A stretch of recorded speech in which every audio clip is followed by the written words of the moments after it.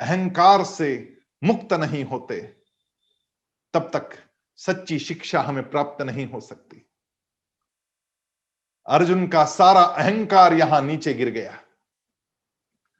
अर्जुन ने साष्टांग दंडवत करते हुए पूर्ण शरणागति यहां पर विदित कर दी कि अब जैसा तू बोलेगा वैसे करूंगा, मैंने अपने आप को तुझे स्वाधीन कर दिया है। कभी कभी ऐसा करना पड़ता है।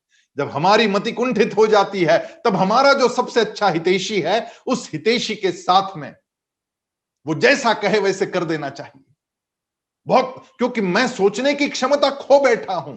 ऐसे समय पर जो सामने वाला कहता है वैसे कर लेना चाहिए। सामने वाला हमारा हितैषी हो, यह बड़ा आवश्यक है, क्योंकि हमारी स्वयं की मति कुंठित है और इसलिए सामने वाले का सुन लेना चाहिए। भगवान को अर्जुन ने अब कह दिया कि जैसे तू कहेगा वैसे मैं करूंगा। मुझे बताओ मेरे लिए श्रेयस्कर क्या है। नहीं प्रपश्यामि ममापनुद्याद यच्छोकमुच्छोषणमिन्द्रियाणाम् अवाप्य भूमावसपत्नमृद्धम् राज्यं सुराणामपि चाधिपत्यम। क्योंकि भूमि में निष्कंटक धन धान्य संपन्न राज्य को और देवताओं के स्वामीपन को प्राप्त होकर मैं उस उपाय को नहीं देखना चाहता हूं जो मेरी इंद्रियों को सुखाने वाले शोक को दूर करे। ऐसा राज्य प्राप्त करके क्या करूंगा मैं, जहां पे हाथ रक्त से सने हुए हो। मुझे रास्ता बताओ भगवान, मुझे रास्ता बताओ। त्रैलोक्य का राज्य भी मिल जाए तो उसका क्या मतलब जब अपने ही छूट जाए। और यहां पर तो अपनों को स्वयं मारना पड़ रहा है। मैं इनको मार दूं और मैं राज्य को प्राप्त करूं, इसमें क्या भला, किसका भला।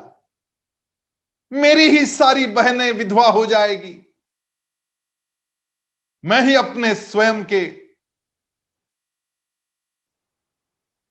दामातों को, जिजाजी को, भाइयों को मारकर मेरी भुआ को, मेरी मामी को, मेरी भाभियों को विधवा कर दूंगा और फिर मैं राज्य ग्रहण करूंगा। ये कैसा राज्य है? ये नहीं चाहिए मुझे, मैं नहीं कर सकता ये। मुझे बताओ मुझे क्या करना चाहिए। अर्जुन इतना मोहग्रस्त हो गया कि उसकी मति कुंठित हो गई। क्या करना चाहिए ये समझ में नहीं आ रहा है। ऐसे समय पर पूरा समर्पण अर्जुन का हुआ और समर्पण हुआ, अहंकार नीचे गिर गया, इसलिए गीता का प्राकट्य हुआ। यदि अर्जुन अहंकार में रहता तो गीता कभी नहीं आती। भगवान तभी अपना रूप दिखाते, भगवान तभी अपनी सन्निधि देते जब हम अंदर से अहंकार से मुक्त हो जाते। जब तक अंदर अहंकार इतना भी जीवित हो, तब तक भगवान कहां से अंदर प्रवेश करेंगे। अर्जुन की स्थिति अहंकार से पूर्ण विमुक्त हो गई। उसने अपने आप को स्वाधीन कर दिया। क्या हम ऐसा करते कभी कि भगवान सौंप दिया मैंने, अब सौंप दिया इस जीवन का सब भार तुम्हारे हाथों में है। जीत तुम्हारे हाथों में और हार तुम्हारे हाथों में, अब सौंप दिया इस जीवन का सब भार तुम्हारे हाथों में। ये भावना हमारे मन में जगती है क्या कि भगवान तुमने मेरे लिए जो किया ना वो ठीक किया। कभी कभी ऐसा हो जाता है कि भगवान हमें ऐसा सबक सिखा देते कि हमें ऐसा लगता है कि भगवान ने मेरे साथ ये क्या किया, ये पीड़ा मुझे क्यों दी भगवान ने।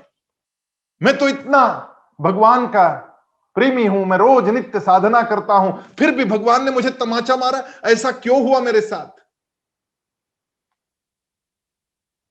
हमारे मन में यह विश्वास होना चाहिए है हार तुम्हारे हाथों में और जीत तुम्हारे हाथों में।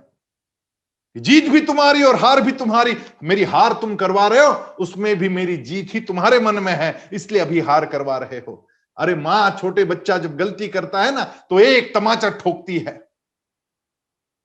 ये मां का जो तमाचा होता है ना, ये मां का तमाचा दुष्टता का नहीं होता। वो मां का तमाचा अत्यंतिक प्रेम का होता है कि मेरा बेटा सुधर जाए। वैसे भगवान भी कभी कभी पीड़ा देते, तमाचा लगाते, आपके पापों का प्रक्षालन यही करवा लेते। ताकि आप विशुद्ध रहे। वो पीड़ा सब यही आपको भोगनी पड़ती ताकि आप जब जाएं आगे तब वापस लौटने का कोई कारण ना रहे।